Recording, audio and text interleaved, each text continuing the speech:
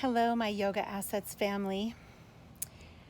It is time for a family meeting, and the shiz is getting real. It's Wednesday wisdom, and I'm not feeling very wise.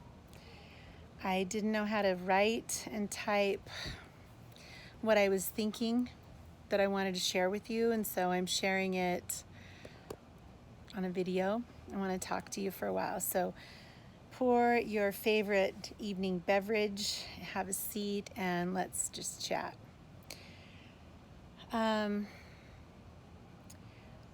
You all know, you've all been through trainings with me and with our trainers where we talk about I am a stand for.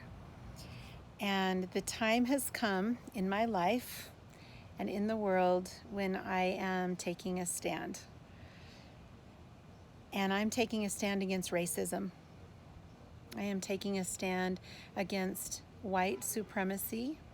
And I don't mean the Ku Klux Klan, although of course I'm standing against that, but I am taking a stand against people like me who are ignorant, who don't even know that we have been born into so much white privilege and we live our lives in a way that oppresses people of color. I'm saying this because I know from recent experience that I will lose friends over this. I've already had a couple of you who are graduates of this program unfriend me, block me, and severely criticize me for taking this stand. And I have come to the gut-wrenching position that that's what it means to take a stand. That even when your legs are shaking and your voice is cracking, you know deep in your soul, you know deep in your heart so clearly what is right and true for you that you can't not walk that path. You can't live your Dharma. And so for those of you who are offended by this stand that I am taking as a human individual and also as your leader, I'm not going to apologize, but I am going to say it does break my heart that this might cause us to part ways. What I'm learning right now at the ripe old age of 57 is that as much as I want to be a yes and be for things and not be against things, I'm learning right now at this very moment that sometimes you have to say no to get to a bigger yes. And my yes, and I'm just going to say our yes. If you're a yogi, your yes is unity. Your yes is inclusion. Your yes is we are all connected and we are all one. But the elephant in the room tells us that people of color have not been guests at our table for over 200 years. And I am willing to enter into the hard conversations. I'm willing to tell you right here, right now, I am ignorant about race. I'm willing to say to you right now, and this is so hard for me to say, I am racist. I am a white supremacist, meaning that I have lived a life that has taught me that white is better. You look at the neighborhood I live in, you look at the car that I drive, you look at the opportunity I have to teach and practice yoga. I clearly have white privilege, and I am stepping into the realization of that, and I'm willing to admit it. And if you're not, if you're defensive about that, my friends, that's the first place to look. If this is feeling to you like an accusation, if this is feeling to you like an attack, you have to look. You have to do yoga. You have to do the self-inquiry of saying, why is this offending me? Because that's where we start.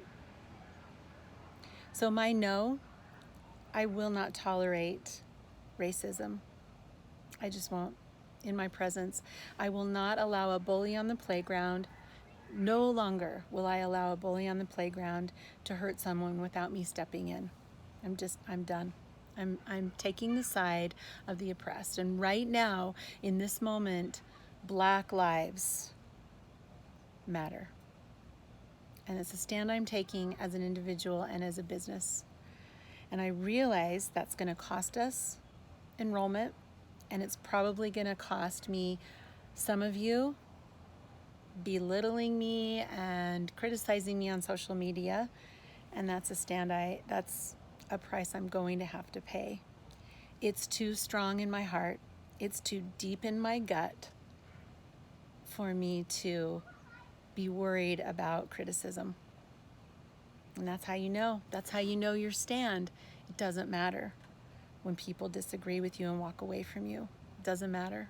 I mean, it matters.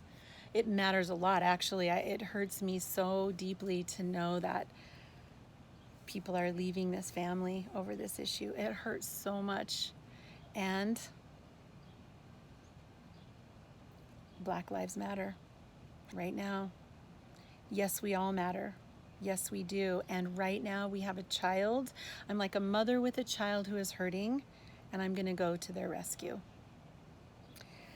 So I'm rambling, and what I wanted to do on this Wednesday Wisdom, if you're still listening, which probably the people I really want to speak to are not, but I want to go to the Yoga Sutras for a minute. And I want to talk about the yamas and niyamas, just 3 of them. The first one, which Patanjali said is the most important, and if you get nothing else, get this: do no harm.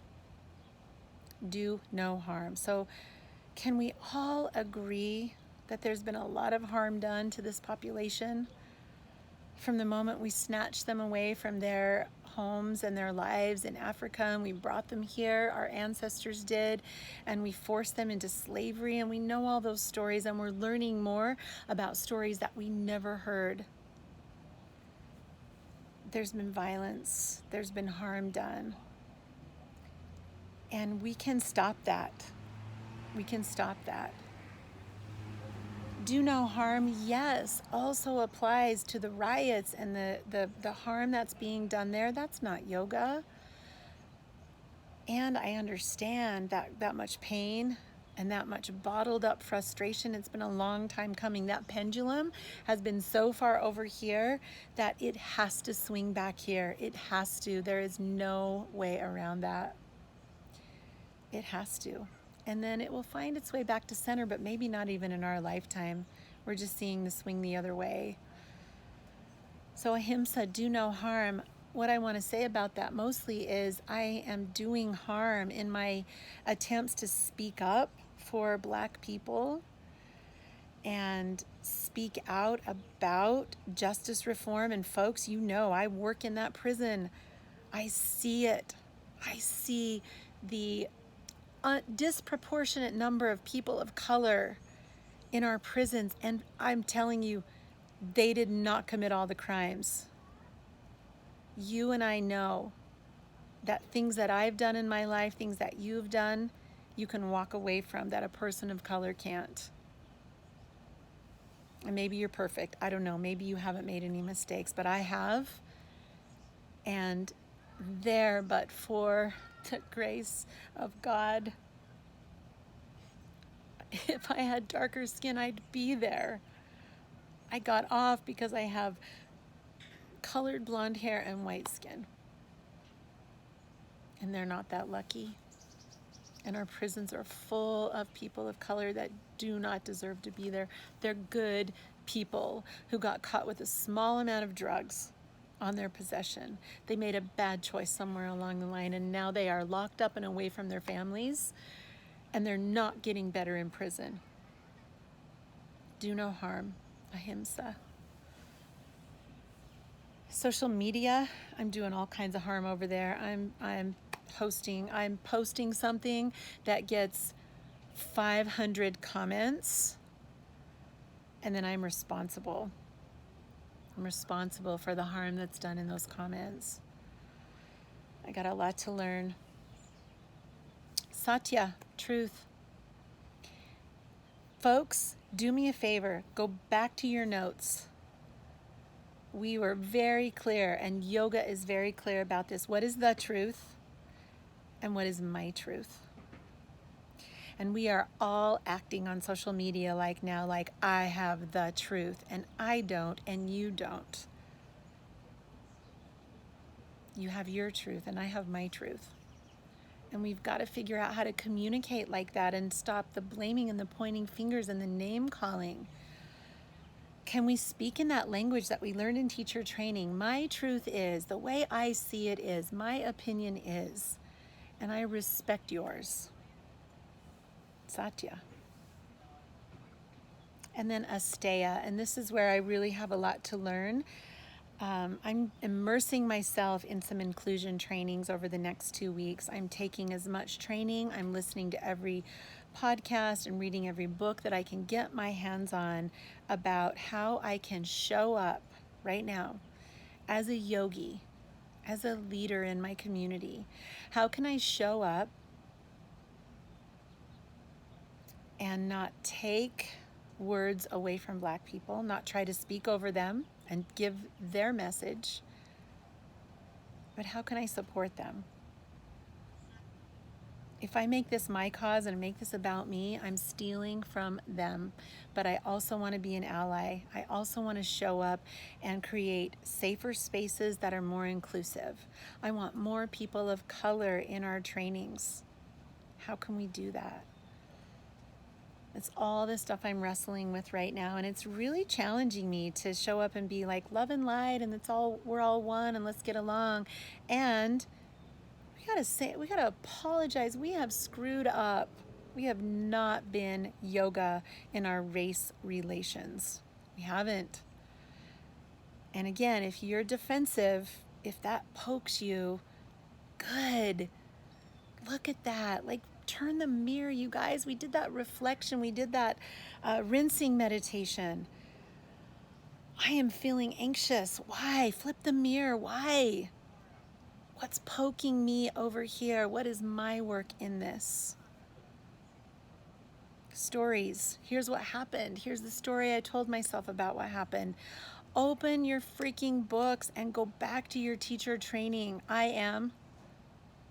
I'm going back to the very beginning, and I'm studying all of it, especially the conversation about choose. And so I'll end with this. I choose you. I choose you, my Yoga Assets family, exactly as you are and exactly as you are not. I choose to live in this chaos right now because it's my teacher. This conflict, this fight, this battle, the battle like in the Bhagavad Gita, we studied that. I choose to stand here, and I choose to be a student. Class is in session, baby. Everything we learned in teacher training prepared us for this. I love you. I love each and every one of you, and I love our diversity. I love that we think differently. I would love to have a conversation with each of you independently and individually, and not on Facebook. Thread, that never goes well. The written word, the written message is not serving us. Call me on the phone. Let's have coffee. But mostly I just want you to know that this is where I stand, and Yoga Assets and Yoga Forward are taking a stand against racism, against white supremacy and ignorance, and we're taking a stand for people of color who right now need our attention, our love, our embrace, our yoga. So, for what that's worth, Wednesday Wisdom. I hope you're well. Good night.